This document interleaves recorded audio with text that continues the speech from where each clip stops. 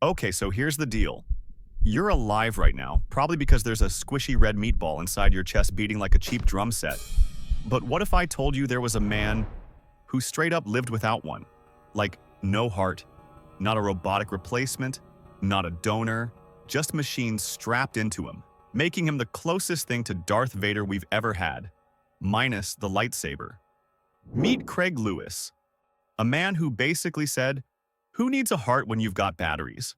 Craig lived in a way that broke every medical rule, made doctors lose sleep, and made God probably double-check the rulebook.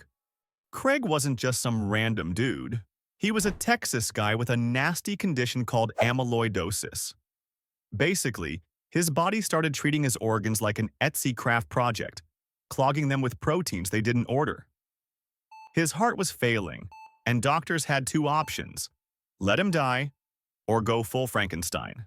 So, two genius surgeons, Dr. Billy Cohn and Dr. Bud Frazier, yes, names straight out of a sitcom, decided, screw it, let's see what happens if we just take it out. You know, normal Tuesday doctor behavior. And here's the wild part. Not only did Craig survive, but the man woke up with no heartbeat. Imagine lying in bed, completely calm, but the stethoscope says you're basically a corpse cosplaying as a living human. That was Craig. No pulse, no thump-thump, just whirr. So how the hell do you live without a heart? Enter the continuous flow pump. Instead of beat, beat, beat, it's more like shh. Blood just zooms around your body like it's on a water slide at Six Flags. This meant Craig was technically undead. Nurses would freak out because they couldn't find a pulse. Machines would go nuts because there was no heartbeat to track. But Craig? He was chilling, talking, eating, laughing, basically trolling the medical system by existing. Here's where science nerds started losing their collective minds. Because for centuries, we've treated the heartbeat like the definition of life. Every movie scene, they check the pulse. Every hospital drama, flatline equals game over. But Craig just proved, nope, you can be alive with absolutely zero beats.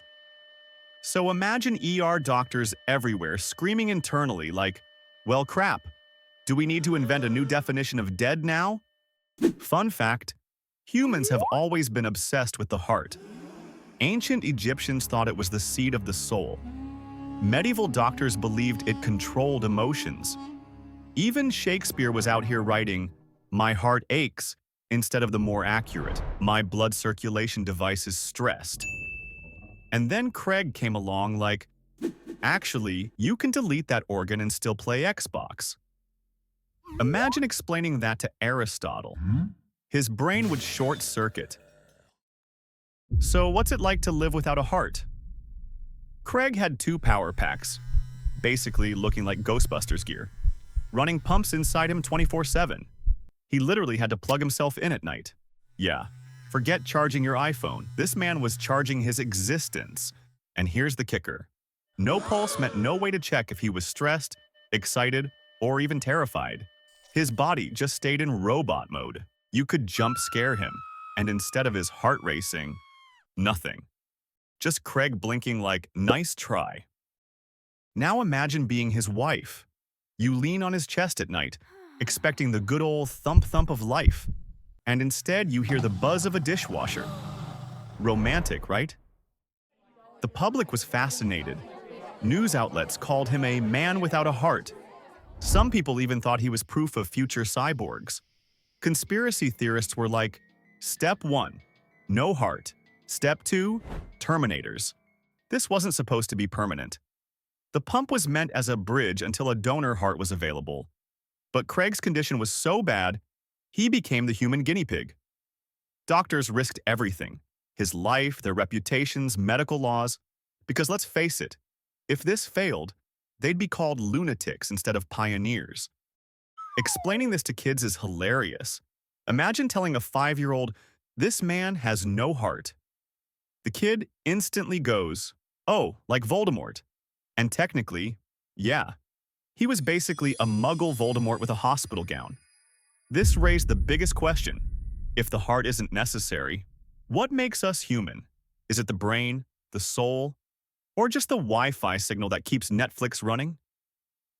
Craig forced philosophers, priests, and scientists into the same awkward group chat, all typing, so what is life really? After 555 days, Craig's condition caught up with him. His other organs gave out. He passed away. But here's the kicker. It wasn't because he had no heart. It was everything else. His death wasn't proof the experiment failed. It was proof it worked. He really lived heartless, longer than anyone thought possible. Craig Lewis left behind more than headlines. His survival paved the way for future artificial hearts. Someday, people might swap organs like iPhone upgrades, so next time you say, "Wow, he's heartless," remember Craig? The man who proved you don't need a heartbeat to make history. Just guts, doctors who are slightly unhinged, and enough extension cords to power a Tesla. And that, kids, is why your heart is overrated. Unless you're running up the stairs, in which case don't try this at home. This is Brain Warped. Hit that subscribe button before your heart will be replaced by AAA batteries.